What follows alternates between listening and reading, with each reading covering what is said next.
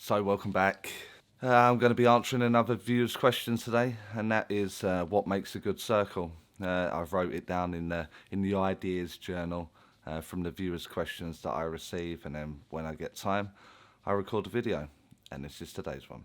So I thought it would be super easy. Grab the camera, set up the lights and the mic in, and what makes a good circle. And the more I thought about it, the more I thought, oh, this is really, really in depth. Actually, simple question, difficult answer.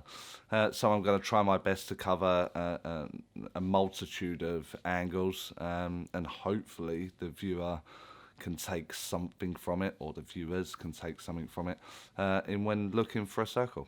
As across the channel, it's my opinion and what I found upon my journey and my experiences, and this video is going to be no different. It's what I see, it's what I've come across, and in relation to the question, what makes a good circle, I'll answer it from my own perspective, my own journey, my own mediumship. Firstly, we have to look at why are we looking for a circle.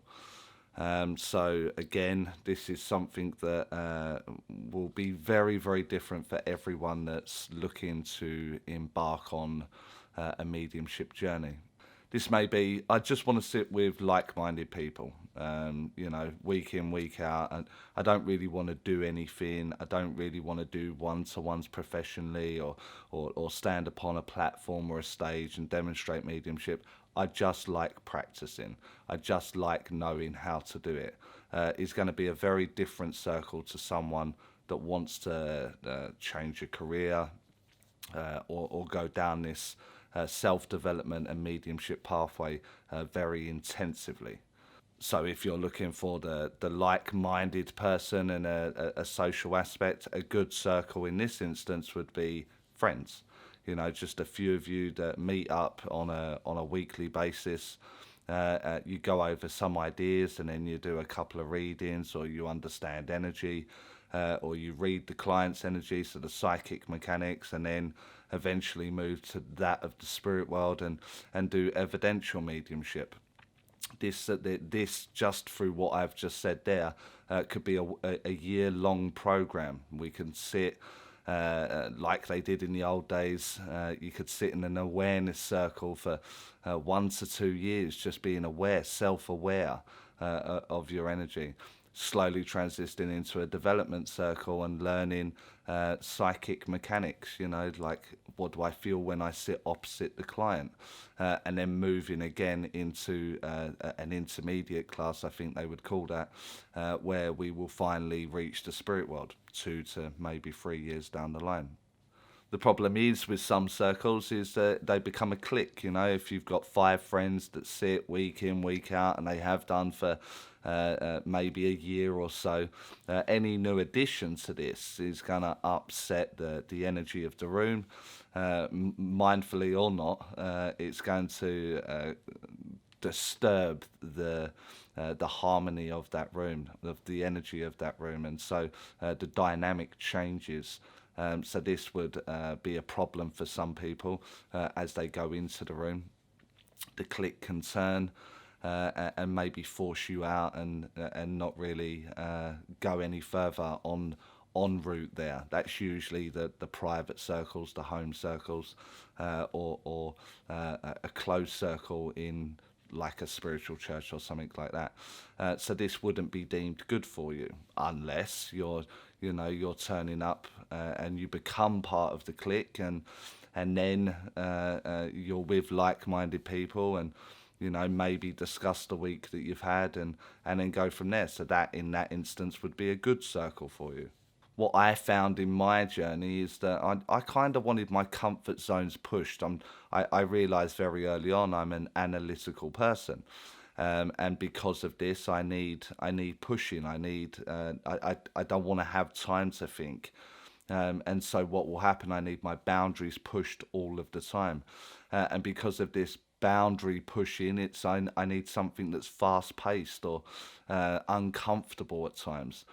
So you tend to find that the home circle or the click circle's not going to be for an individual like me, because I don't want to be turning up for a weekly bitch fest, or discussing other people. I'm there for 2 hours, and I want to get the mechanics down. I want to understand them, and then I want to get good at them. So for me, that kind of circle is not good. Now I've been on that journey, and I've gone to circles at spiritual church. It wasn't so much that it was local, but it was close enough to home, that I can call it local. And the reason I did that was I didn't want it to be in my hometown. My friend at the time was attending one, and then I got the invite and I went along. And it was good for the time being. It was good for what we were trying to learn. We done awareness, we done energy, we done psychic, we done mediumship, we done a little bit of platform. So it was good at the time for maybe 6 to 8 months. It served its purpose, and then I learned that I want a little bit more. I want to do more than just this.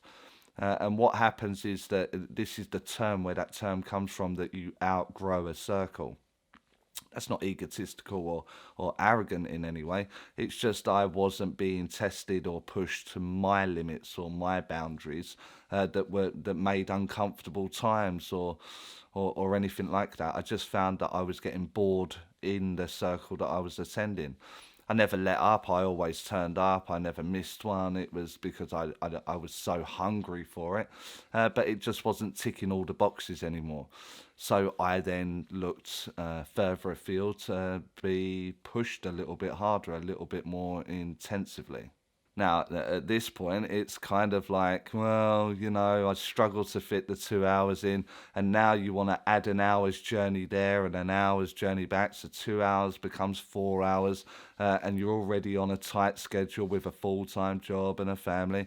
But unfortunately, I hate to be the bearer of bad news, when you're dedicating to something like mediumship, it requires sacrifice. It's gonna be, it's a dedication. It's something that you literally have to dedicate to. So with that, I moved my circle, or I added it initially. So I was doing the one that I found a little bit boring to keep up with the practice, because I believed at that time that practice was good, and then added another day development now. And this one was very good for a period of time. This really ticked all the boxes for me. We were discussing mechanics, we were discussing different techniques and how to extract more evidence or go deeper in the evidence. And so at the time, it seemed again like it was a good idea, and it was a good idea at that time. It was slightly more in number, so it wasn't just a 5 or 6 person circle. It was more like a 12 to 20 person circle, and it was with high profile tutors, so it was more expensive. It was more effort to get there. All of this kind of stuff, but the boxes were being ticked, and the brain food that I needed was being received, and in turn the development seemed to be going in the right direction, and everything was just working for me. And then come the day where I'm not sure I outgrew the circle. In this instance, it was more of a difference of opinion. So there'd be mechanics that I didn't really agree with, or systems or ways of doing stuff that I didn't sit easy with me. During this time, I was reading a lot of literature from pioneers, and I was sitting papers like the SD1 and the SD4 for the CSNU through the Spiritual National Union, like an accreditation, and so I was absorbing all this information, and it just didn't sit right with me. Some of the stuff that I was being asked to do, or how to do it, I just found that it had a lot of rituals, or made it a lot harder than what it was, and so again this itch seemed to be inside me that I couldn't get. I couldn't scratch it in any way, which usually means now I'm aware of that I need to change something, need to change the dynamic. And in this instance, it was drop the smaller circle and drop this more intensive one. Because I just wasn't being fed anymore, which then I upped it to residentials. And for those of you that don't know what residentials are, it's a school that you go to. There are two major ones in the UK that I know of.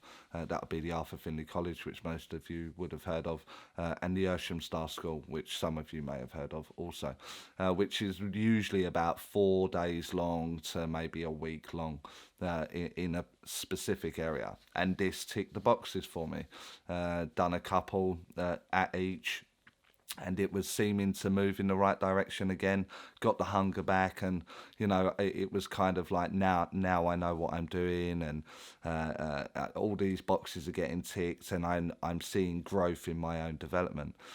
And so the purpose of this story is that I was prepared to change. I was prepared to dedicate. I was prepared to move or do whatever was required to tick these boxes as such.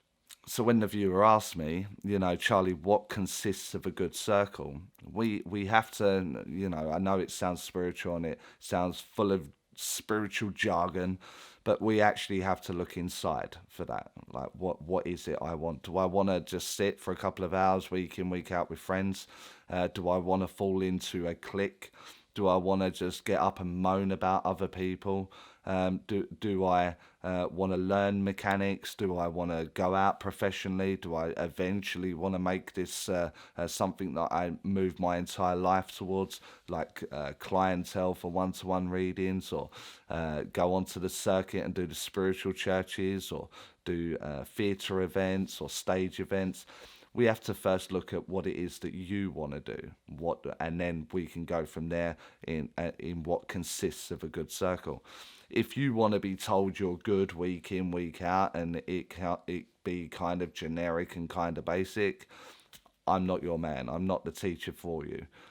There are going to be plenty of teachers that will do that because it's just a weekly gathering, and your £3 or £4 entry will suffice. It will pay the cost of the room. You'll get a little network together, and you'll get friends and that. However, if you want to fully understand what's going on, and for me to say when it's not so good, I know you can do better than this, and here's the constructive feedback, and this is what we're going to attempt on the next go, then you're going to be pushed out of your comfort zone. You're going to be pushed in all areas that you're not familiar with, and that's not going to feel nice. Areas where your ego will be dented and your self-confidence will be in question, and as we further push these boundaries, the development of the individual, yourself, and the development in your mediumship and the relationship with the spirit world will increase or become more in depth. Then that kind of circle is something that I will offer. So it totally depends, to the viewer that asks me, on what box it is that you need ticking. Don't ever be afraid to walk away from a circle. Don't ever be afraid to take on a new angle or whatever. There's something inside you that's screaming, that's saying, we need more, or this don't feel right, or that don't sound right. The philosophy there's not kind of in conjunction with mine. Then don't be frightened to look elsewhere or try elsewhere. Because if not, you're just holding back, and I promise you'll regret not moving or testing yourself on whatever level. So actually, the simple answer to a very long video is, ask yourself what makes a good circle. How much do you want it? How much do you want to improve this relationship? And is your current circle or the one that you are looking at going to tick all those boxes for you? Then that will decide for you whether that is a good circle or not. So I knew that was going to go a bit in depth, so my apologies that it is so long, but you can't leave massive areas out, can you? So if you've stayed this long, well done to you. If there's any value in the video, don't forget to give it that thumbs up. Comment, get in the comments, and as so many of you are, and the ones that do, you see that I do reply.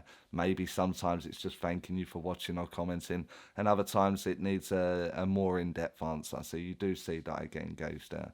Subscribe if you aren't already, and I'll catch you lot in the next video.